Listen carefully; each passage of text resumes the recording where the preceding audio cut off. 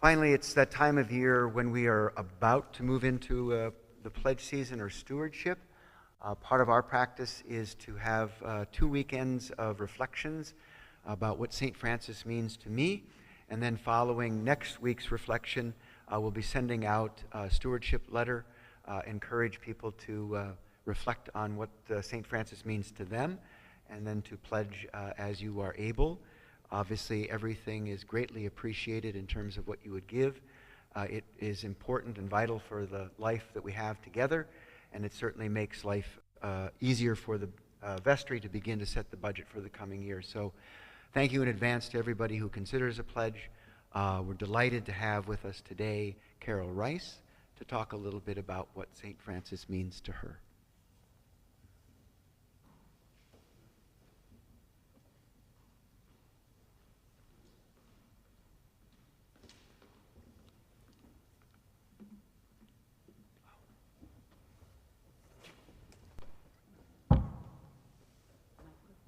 It's on.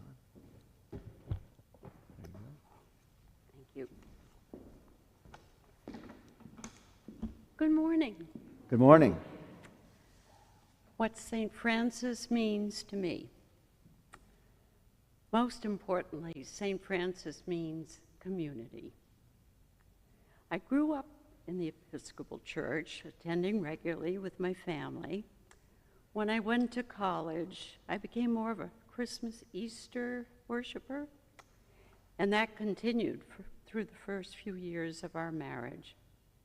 When Tony and I moved from the city to Stamford, my mother said, "Be sure to join a church. It's where you'll make your friends." A few months later, as I was wheeling our baby on our street, I met a neighbor, Dorothy DeHaven, who asked if we had joined a church. That's not too common these days, but she suggested in strong but warm terms that we try her church, St. Francis Episcopal Church.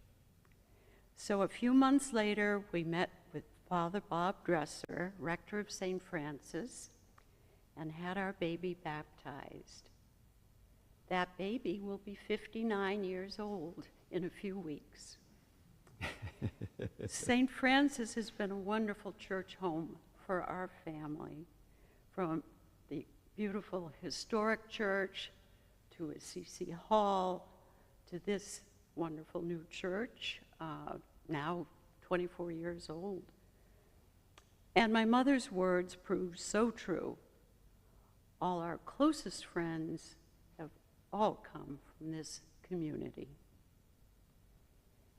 And I sort of separated out our very closest friends, but I consider everybody our friends. It's just been such a responsive and wonderful congregation over all these years.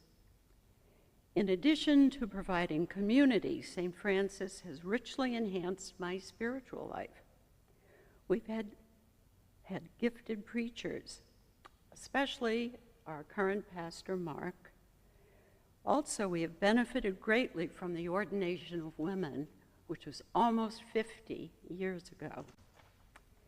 It has enabled us to have a wonderful series of women at our altar, from Carol Gadsden to Molly McGreevy, to Idris, to Deborah Slade, and some others.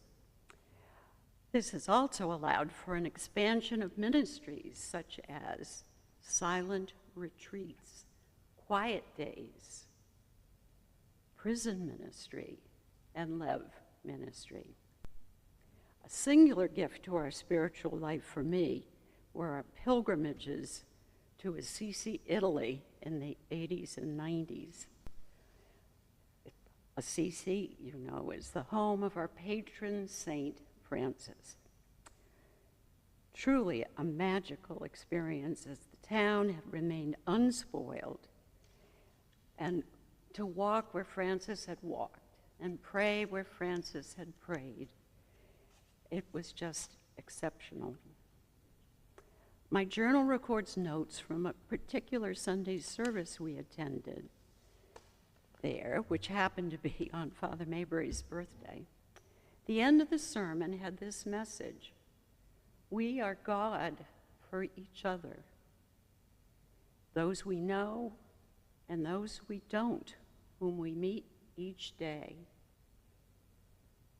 And that was followed by a quote from Philippians: for it is God who is at work in you, enabling you both to will and to work for his good pleasure. A special reminder of these pilgrimages is the wooden statue of St. Francis here, purchased in Assisi after our first trip. And I had the honor of, I think he was in a blanket. He was in the overhead rack over my seat coming home. And so I got to carry him into Assisi Hall, actually. That's where we were then.